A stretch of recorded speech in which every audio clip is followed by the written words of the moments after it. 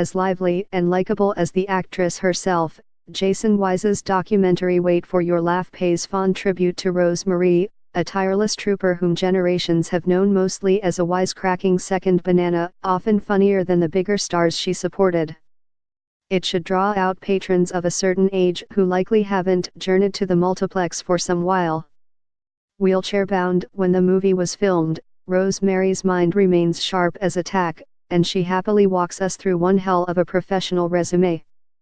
Born Rose Marie Mazzotta in 1923 Manhattan, she was taken to shows from an early age by her fun-loving mother, and her extraordinarily precocious imitations of their stars, particularly Sophie Tucker, led to an amateur talent contest win at age 4.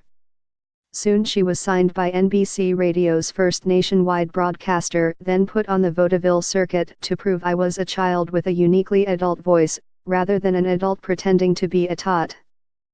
Her hugely popular act not infrequently ran afoul of child labor laws, which her father handled, not out of benevolence, but because she was that mean man's meal ticket. She was also his illegitimate child, and he apparently reserved any kindler parental motivations for his legitimate other family. Fame as Baby Rose Marie continued for some years, furthered by appearances in several short subjects and the 1933 W.C. Fields classic International House. Unlike most child stars, she had little trouble transitioning past that role, reinventing herself as a successful nightclub singer once she'd matured enough in her teens to assume an adult persona. When her stature had risen enough that she needed a longer act as headliner, she began adding comedy bits, which came so naturally she was soon regarded primarily as a comedienne. That knack got her to Broadway in the hit musical Top Banana with Phil Silvers. She was greatly disappointed when all her numbers were cut from the subsequent 1954 film version, purportedly because she refused a producer's advances. This somewhat soured her on the big screen, where she made relatively few appearances over the ensuing decades.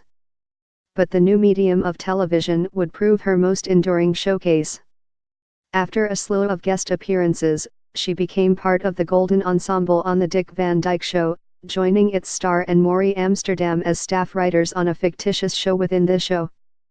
Chemistry was ideal off-screen as on. All concerned were devastated when creator Carl Reiner decided to pull the plug 5 years in, before the still popular series got stale.